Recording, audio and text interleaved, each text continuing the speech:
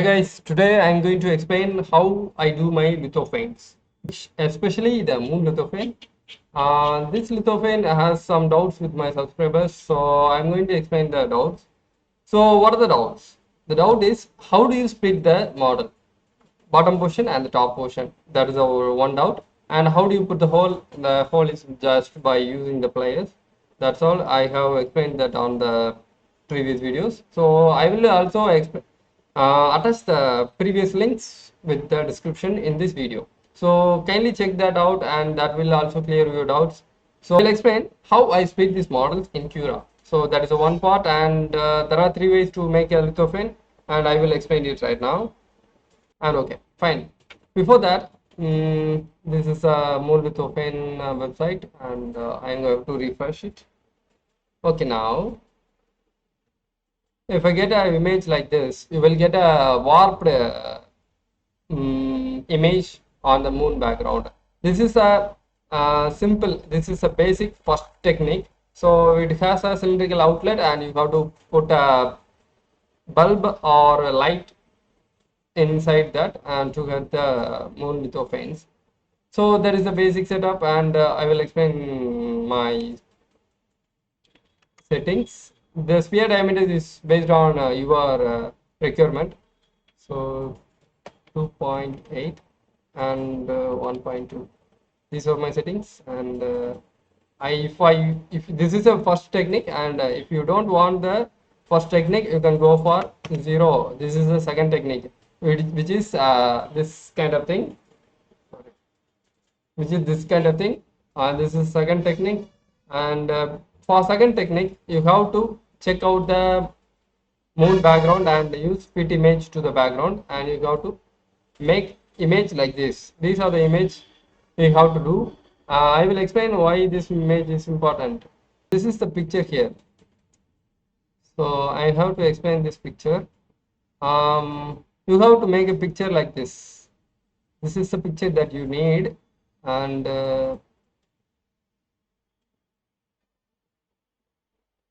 you have to make a picture like this. Okay, and you have to place the picture inside this square box.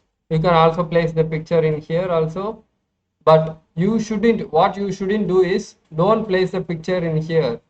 This is darker side, so don't do place the pictures in here. And also you don't have to place the picture in a bigger size. If you place the image as a bigger image, you will get a warped image, so you will get a stretched out image. So don't do something like that. That's also not a correct way. This is the correct way, and if you do this, you have to fit image to sphere. Fit image to sphere is just warping. The image will get wrapped around the globe. That is one thing, and this is the second thing. And also I am going to explain the second thing only, because third method is just going into a personal software like Blender, Maya and something like that, and make your own lithophanes. I use my ZBrush as my third method, because that is a ultimate method. So after you create the STL file, this lithophane maker doesn't work for me, so I make a small sphere. Consider this as a lithophane.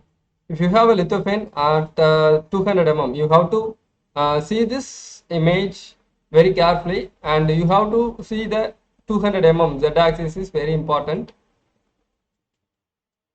Z axis is very important, so you have to see the image in here to see the what to note the measurement in here. And what I am going to do is minus 10 mm. So minus 10 mm means it pushes down the model. This 10 mm will be our base. So this base won't get printed. The parts above this area, that 190 mm, will be get printed.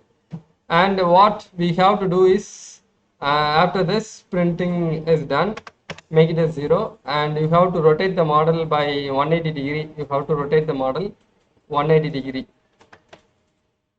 180 degree. So this top portion will get above. So After that I have to minus 190, so I get the base now. So this is how I made two sections of the lithophane, and just put it on the bottom and close the hole. That's all. These are the doubts that a lot of you have that I forgot to show it on my previous videos. So sorry for that, and I think this will help you. Thanks. I will see you on the next video. Bye bye. If you have other doubts, then please let me know. And also see the previous three videos that will help you get into the get by clearing the doubts. So